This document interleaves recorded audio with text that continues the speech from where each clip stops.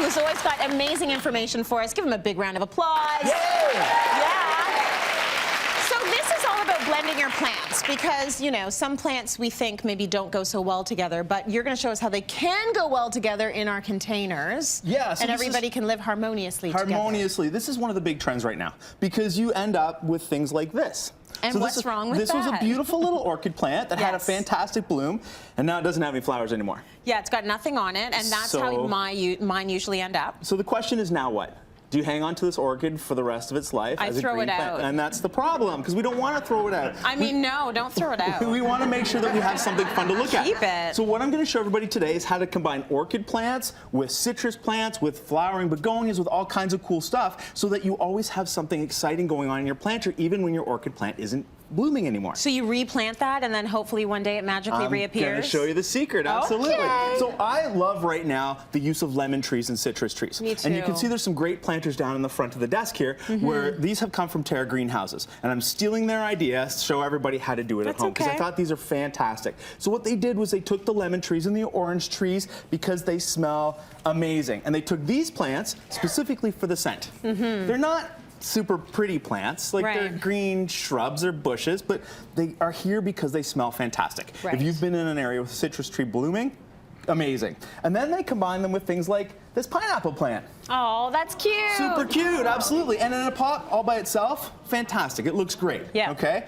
But if you take that pineapple plant and you combine it with the citrus plant, and then you add maybe some Gerbera daisies because you love pink, and you put this in here, and then you add some nice colorful leaves like a caladium like this guy, because it's got beautiful pink striations in the actual leaf, which plays off the Gerbera. All of a sudden, we're starting to see a planter form in a space right like this. Yeah, very nice. The key is the leafy greens look great. The citrus smells fantastic. The pineapple is a little bit of whimsy, and the color of the Gerbera pulls it all together. And you can put all these plants in the exact same planter because they're all going to add different elements to your home. Okay, so you're looking for it to round out this sort of equation here. Exactly. Okay. We're going to take it to the next level, though. Let's do it. This is fairly easy because these all go in soil. Right. So what happens when you have a plant that doesn't grow in soil anymore? Okay. Like an orchid. Orchids actually grow in mulch. They grow in wood chips. And I've got an example here of a little orchid, beautiful little guy. And that's what he grows in. He grows in moss and in a plastic container like that. Right. And I'm going to pop him out just so you can see. Oh, there's no soil in there. Right. So what happens is if you put this in a planter with soil, it rots. Right. So you can't actually do that. So what I'm telling people is keep them in the little plastic container. Okay? Take the planter like this. Okay. It's a nice I'm going to put it in there. Nice little planter. I've got some soil. We're going to add some soil in here to pin it into place. Yeah. Just like that. Okay. Perfect. Tracy, you're a great assistant at this. I'm trying.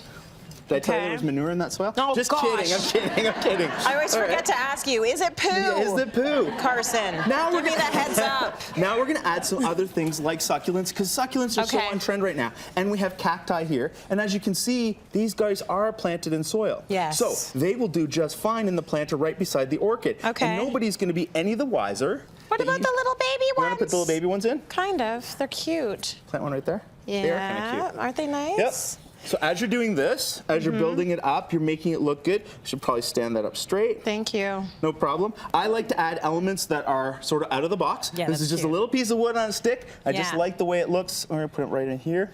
As it breaks up kind of the visual effect, you have to finish this off with moss. Okay. And we've got some moss there, Tracy. So that's this. Yeah, I'm going to put some moss there. And why do you have to do that? Is this a decorative thing? Well, what the moss is going to do is it's going to help keep the moisture in the planter. Now, the key for orchids is they need the humidity. They need to be nice and wet and moist in there, right? So we're going to put the moss in around. As you water this planter, okay, you're going to mist it. Okay. You're not going to dump water on top. You're just going to mist it. Because the cacti and the succulents actually do very well in a humid area. They like just a nice misting. And the orchid is exactly the same. Okay. It does well in a humid spot. So if they grow in the same climate, we know that they can go in the same environment. They just have to be planted like this. Well, look at that. We did that in how long? That's really pretty. See, look at all that work. Isn't that lovely? Centerpiece, you do a centerpiece. You do that, you partner that with this little orchid, and off you go. You're good to go. Oh, very nice. See, ours is very similar. And we did them both in what, 3 minutes? Exactly. Done. So really, really easy. It's going to be way less expensive as well than going out and buying one of these. I mean, you can, if you're like me and you're lazy, go buy one. But if you've got the green thumb, it's nice if you can put together your own colors in your own little situation. Exactly, right? And you're going to save a lot of money by buying the elements individually and customizing it to your own space and putting it together. The key is take a look at what it's growing in. If it's growing in soil, mix it with other plants that grow in soil. If it's growing in bark, keep it by itself, plant the plant. And then put the soil around. Plant the pot, absolutely. Done and easy.